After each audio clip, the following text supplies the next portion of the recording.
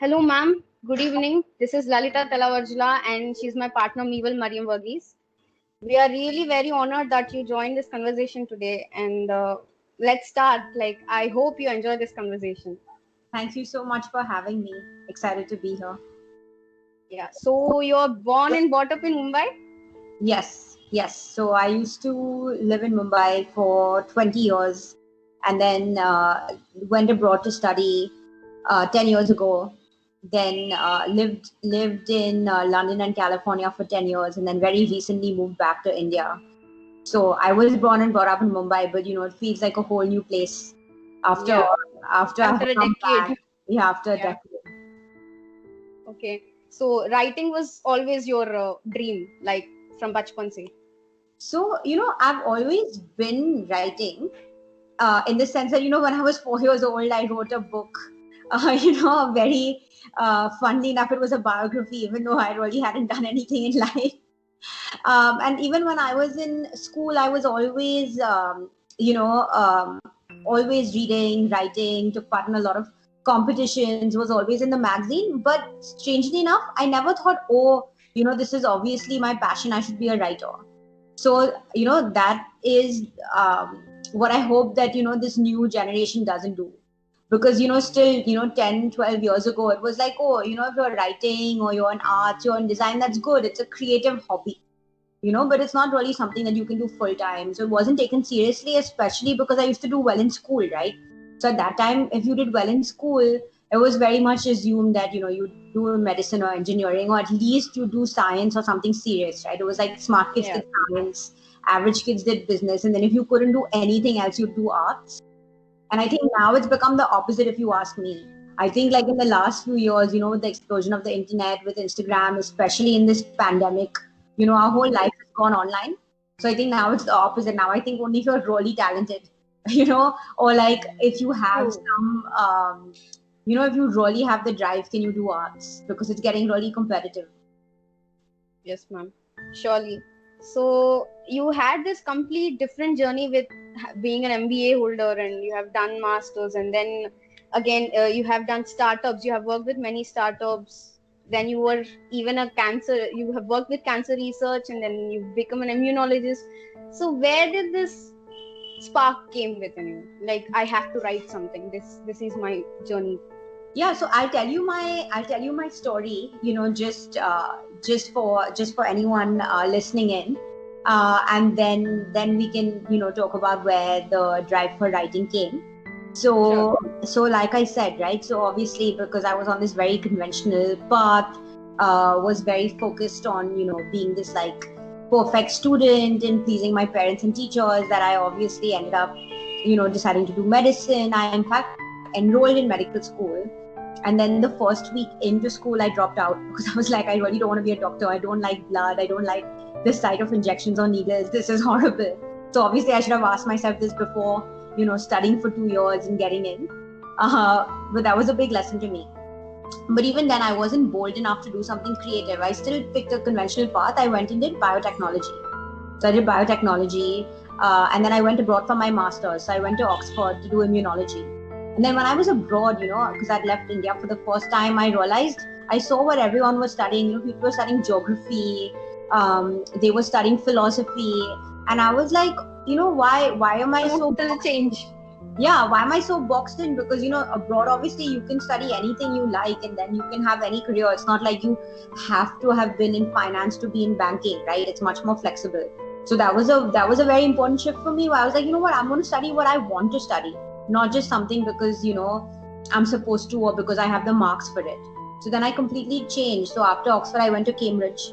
I did another master's in development, and then I moved to London and I worked as an investor for 5 years. So I worked in impact investing. I invested in healthcare and education.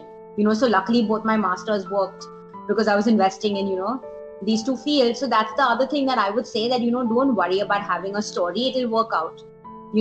Just do whatever you want. And then when you look back, you can connect the dots and be like, oh, because I did this works. But it's Yeah. not true at the time, right? So when I was actually like trying to get into investing, I didn't think, oh, I will end up investing in education and health, so I should study these things. So one very important thing that I learned was to, just follow your heart, do what you want. And if you do what you want, you'll be good at it also. So then I ended up being an investor for 5 years. And then I went to Stanford and I did my MBA. And so ironically, when people do their MBA, usually they do their MBA so that then they can get promoted, they can be in banking or consulting. But it was actually during the MBA that I decided I wanted to be in media, entertainment. I wanted to be a writer, producer. Because, when you go to Stanford, it's right in the middle of Silicon Valley. So they tell you, they tell you, but also you see that there's people, who are 18, 20, 30, 50, there's no age. They're all basically following their heart. They're taking risks. They're starting companies. They're thinking, what's the future going to be like? They're not thinking, what should I do today? They're thinking, what is the world going to be like in 10 years, 20 years? So it's sort of like living in the future. And it makes you also risk-taking. So during the MBA, they asked 2 questions. One is, what do you like doing as a child? And then what do you do in your free time? And so I realized it's too obvious. I'm obsessed with reading and writing, in my free time. I used to be punished as a kid. My punishment wasn't, go to your room or you can't play with your friends. It was I'm taking your book away. So obviously I loved reading. And then I told you, I was a prolific writer. Even when I was an investor, I was a part-time journalist. So I was always writing. So I thought, okay, now, clearly, I want to tell stories. So I decided to move into entertainment after the MBA. So I came back to India and I came back to run Dice Media, which is a platform that makes shows. So that was a very interesting move because I basically went, from business to media. And then obviously had the chance to make a lot of really good shows, and do everything from scripting to shoot to edit to working, with companies like Netflix. So that was very exciting. And at the same time, I was very excited to move back to India and work in entertainment, but I was also very scared to move back because I was thinking, I've been abroad 10 years. I'm very used to having my independence, very used to having my space. I don't know what it's going to be like to come back. And especially at least at that time, I thought, as a woman, I don't know if I'll be able to have the same, level of freedom that I've had so far. So I basically had all these fears and insecurities about coming back that I started to write to myself. Just in the form, it happened to take the form of poetry. It's not, so before this, I used to write non-fiction, fiction. So it's not like I'd really written that much poetry. But it was basically, it felt to me that the most honest way to express my feelings was in the form of this very short and sharp poetry. So I basically started writing these poems to myself on my notes app, just as a way to understand my own thoughts and feelings because I had so many. And then I decided to publish them on Instagram. So this was still, when was this? This is still early 2018. So at that point, Instagram was not so popular for poetry. It was just picking up. So I just happened, to be part of that first wave of people who were putting their poetry on Insta, and it just did so well, touch wood, that I decided, why not? Let's publish a book. So I basically ended up, collecting all those poems and putting them in the form of a book called Boundless, that I then put out. And then touch wood, the book did really well. So now I've written my second book, which is going to come out soon. So I'm very excited about that. So were your parents very supportive with you in this whole journey of coming back to India and then writing, publishing this book? Were they okay with you becoming a writer other than this banking investing thing going on? See, now, I'm honestly, I'm too old to, want to please my parents. So, I think that's something you think about more when you're 20, 21, 22. Yeah. Now that's not top of mind for me. So I never really thought, obviously I'm saying that when I was younger, I thought a lot, what will make my parents happy. Now I'm very much of the attitude that, listen, I'm going to do what I want. And then, you can either choose to be proud of me or not. So, are they proud of you? Now they're very proud. But, I'll tell you the thing. If I'd asked them for permission, so if I told them, I want to move back to India and I want to work in entertainment, and they're poor, they tell me, man, you're crazy. That doesn't make any sense. Why have you worked so hard? Why have you been an investor? Why do you do an MBA? Why do you want to move back to India? Why would you, what about all the work you did your entire 20s? Why are you throwing that away and starting again? So obviously they wouldn't have been supportive of me when I told them that. But then, once I acted, and then obviously, if you get a good job, like I was head of DICE, if you do good work, if your book does well, then they'll be supportive, right? So that's the thing with anyone, that, you can't ask them for permission, I think. I mean, sorry to any parent listening, but I think you just have to, you have to do it. And then if you do well, everyone will support you. Basically Indian parents का यही होता है कि engineering करो तो engineer ही बनो, MBA करो तो यही बिजनेस ही खड़ा करो, या कुछ एमएनसी कंपनी में जॉब ढूंढो, जो पढ़ते हो उस हिसाब से ही जॉब ढूंढो. उसके अलावा अगर करियर चेंज का एक भी इधर उधर कुछ भी हिंट हमने दे दिया तो बस खत्म. सारा फ्रीडम जितना भी दे रहे हो उतना भी खत्म. मैं I'll tell you honestly, ये हमारा भी प्रॉब्लम है कि हम इतना we're so obsessed about pleasing them. Why are we so obsessed with pleasing our parents? That's what I think. It's not, obviously if your parents are going to want you to be safe, right? They know that life is hard. Life is hard. It's not an easy journey. There's a lot of risk. So of course, they're your parents, they want you to be safe. That makes sense to me. I think we as Indian kids are too focused on saying, how do we keep our family happy? When you go abroad, no one is thinking, what do their parents want? They leave the house at 18 and then they do what they want. It's also because we stay with our parents, right? So that was a big change for me, that I left my house when I was 20. So I haven't lived with my parents. So I've done what I wanted. Obviously, if you live with your parents and live with your parents and they're watching you every day, then you keep getting the same repeated messages. So I think it's very important to make a little bit of space. I'm not saying don't live with your parents. Obviously, live with your parents, but you need to have some mental space and some emotional space also. Yes, true that is. Because they're right. Now if you asked me, how will I, feed myself, or how will I buy a house? I'd be like, if you want to say you want to be a poet and buy a house, that's a bad decision, yeah. You also can't have everything in life, right? I agree, ma'am. Yeah. Also, ma'am, you worked with DICE Media, and then you made a Netflix web series, and then you started your own startup of Boundless Media. So how this idea came up that I want to do something like telling stories, and what is all about this, your journey with the Boundless Media? Yeah, so basically, I had a very good time at DICE, and like I'm saying, I ended up doing a lot of shows. So I did What the Folks, 3 Adulting 2, Home Sweet Office, the Netflix original. And then I decided, what? I want to set up a very experimental house. So Boundless Media is a creative house. We don't say we're a production house, we're a creative house. So we do everything from ideation to scripting to shoot to edit. But our storytelling is very experimental. So, now, for example, in the lockdown, we've done 2 series. One is a mixed media series where we brought household objects to life.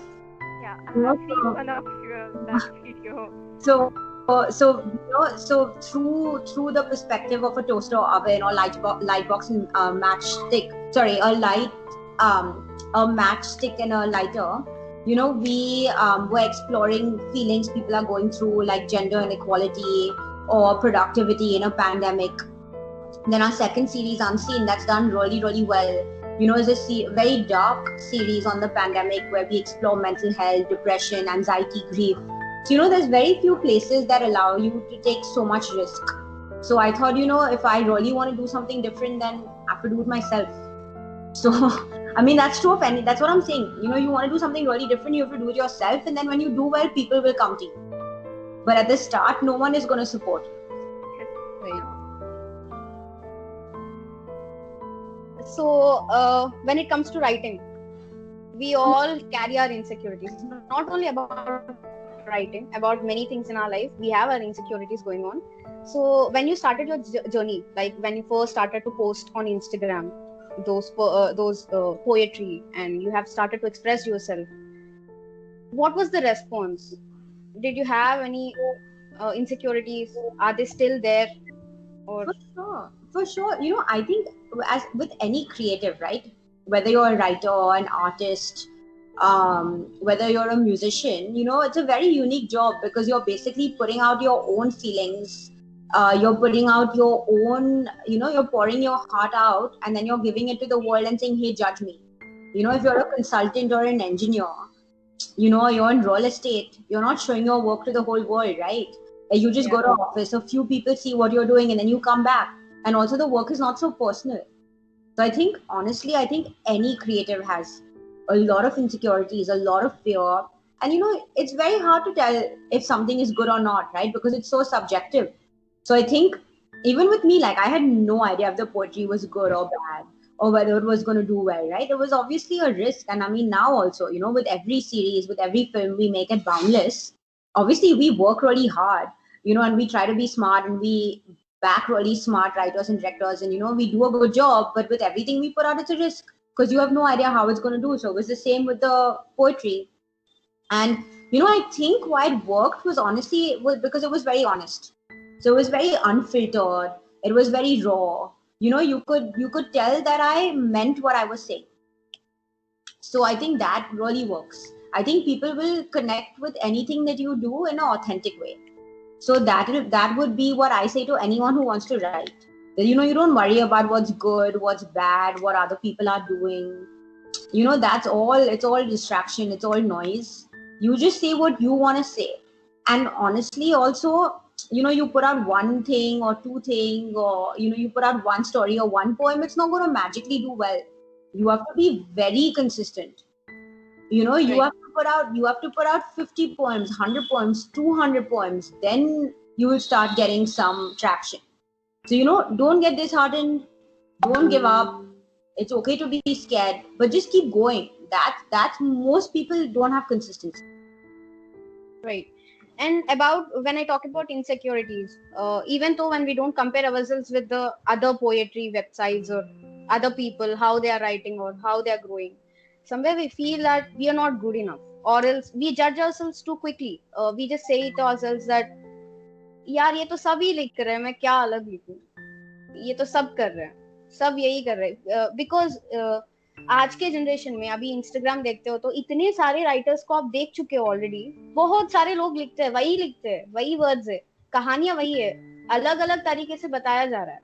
तो मैं क्या अलग लिखूं, ये एक point आता है जब यू क्वेश्चन योरसेल्फ कि am I good enough? So how do you deal with this feeling? When you start to writing. I would say, even though I'm a storyteller, I run a creative house, I'm a poet, every story in the world has already been told. Yeah. Okay. It's not, you are not, again, magically, you are not going to invent some completely new story, okay? Like even the Titanic, it's just Romeo and Juliet on a ship. So the storytelling is not you coming up with something completely unique and new that no one on the planet, billions of people before you have not thought of. That's not how it works. Good storytelling is you bringing your own voice. It's how you treat the story. So I'll give you an example. Right now, we're making a short film at Boundless Media. The short film is a very creative film. It's a feminist film. But we're not the only people to make a feminist film, right? The difference in how we're making it is the tone and treatment. It's a very dark, comic, absurd film. So that's why we think it will stand out. Or, with what we did on Unseen. A lot of people have told stories on depression, anxiety, anger, right? But it's the way we told it. It was very subtle, really strong performance, very, very good music, that really made people feel something. So you have to, don't worry so much about the topic. You can be the millionth person to write about love. But if you write about love in a different way to other people, or you write about love in a way that's very unique to you, it'll do well. And also, I'll tell you another thing, that, as a creative, you on Instagram, you follow other creatives, right? So if you want to be a writer, then you'll follow 1,000 other writers, you'll be like, everyone's doing this. But that's only because you're following those people. Most other, like, millions, hundreds of millions of people are not following poets. Maybe they're following Alia Bhatt, but they're not following poets. So you can't think that, there's so many people doing it, because everyone has their own little world, and social media makes your bubble seem big. But actually your bubble is very small.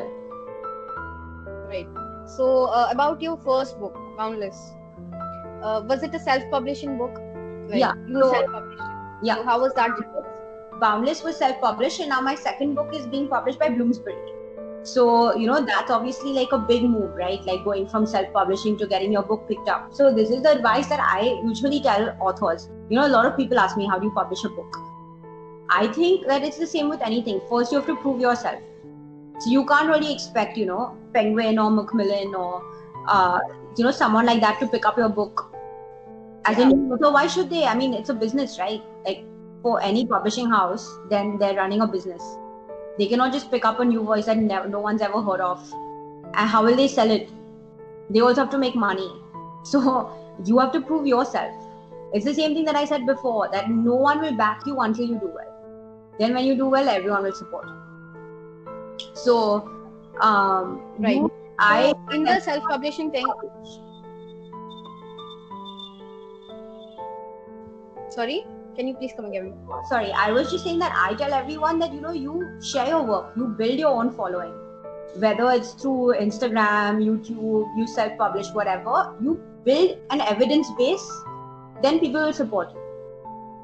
Right. So in the self-publishing, meaning you self-published your book and it was a huge hit.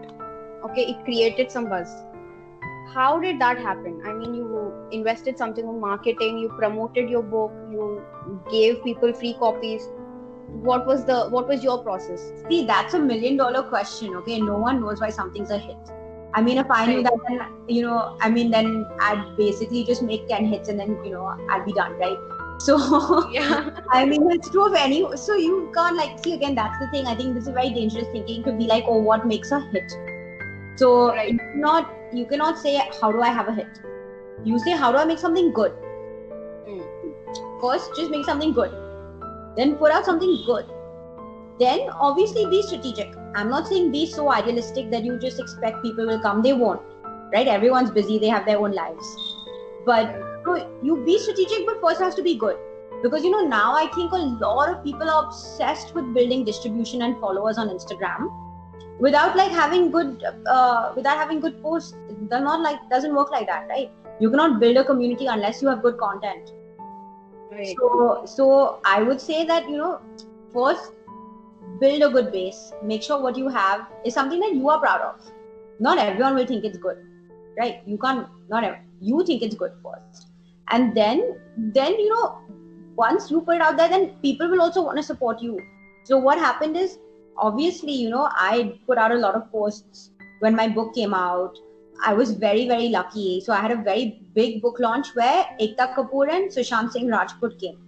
So that really built the profile of Boundless, right? Because if the second you get a celebrity or influencer, I mean, people will hear about it in a way that they'll never hear about without that. So that, I mean, if you can get a celebrity or influencer to come, doesn't have to be a book launch. Even if they can share your post, they can tweet about you, they can share a story, it makes a big difference, 100%. But then also what happened is a lot of people picked up the book, they reviewed it, right? So they reviewed the book, they put out ratings, they shared stories, they shared the poetry on their own Instagram pages. Then someone contacted me for a podcast. So I converted the book into a podcast. So it got a lot of organic traction. And that is another thing I would say, do not pay for all this inorganic marketing, because people do all sorts of stuff. They buy newspaper articles, they buy awards. It's all rubbish. People can tell when something's bought. Even you guys will be able to tell. You will be able to tell when something's bought and when something's not. So you cannot replace organic marketing. And the most powerful marketing is word of mouth. So you have to aim for word of mouth, but that is exactly what you can't control, because you cannot force people to talk about you. So that's why I say you cannot. All we need to have is a good content and a faith that it will work. Yeah, and honestly, also, it might not work, but that's okay. Then you just have to do the second book. That's what I think is really important. That you will do a lot of things. I will do a lot of things that will not work, but it's okay. It's not going to be perfect. So also, that's the other thing. Don't think that just because you work hard, it's going to work. Okay. Again, if life was like that, it would be amazing. And you can work hard and it might not work, but you have to be okay with failure. Because if you're not okay with failure and you're not okay with risk, then you definitely should not be creative. because you will be in for a very painful life. So about your upcoming book, any? Yeah, so I'll tell you a little bit about it. So my second book is called Reinvention. So I wrote Boundless, I told you I was scared about coming back home. So I was processing all my feelings and everything I'd learned over the 10 years in terms of my journey. Then now I've written Reinvention after being in India for a while. So, with me, Boundless was learning how to build a career, how to build a relationship, finding my voice. And now Reinvention is how do you keep it? Because, obviously after coming back to India, it's a very different ball game. So, now I'm running my own company. I obviously have my own family. I have my in-laws. I have my husband. We have a whole community around us. So the question is, once you have your voice, how do you keep it? So it's sort of stage 2 of Boundless. So what's your tip for the coming young authors? Like, what you want to tell that how can they, what can the ideas and tips to like how to write their own book and novel and whatever they are writing? Yeah, so I think I've given you like hundreds of tips, honestly. So I don't want to come across Right. as an auntie being like, oh, this is Yeah. the answer. But I think like I'll summarize, okay? One is you have to take risk. You're not going to win anything without taking some risk. 2, it is personal. All creative work is personal, but don't take it personally. You cannot control what works and what doesn't. That's a great suggestion. Like the right advice. Yeah, because you can't, like, you have to just keep going. Be consistent and be creative and do work that is good, that you're proud of. Don't spend all your time thinking about or looking at what other people are doing and how to build a following and how to market. It's all a distraction. Look, things are not as complicated as they seem from the outside, but then also not as simple. So you do good work and you keep going. That's it. Right. So that was the conversation today. We'll end it here. It was great talking with you, all these tips, and we got a little inspired. And Thank you for joining us today.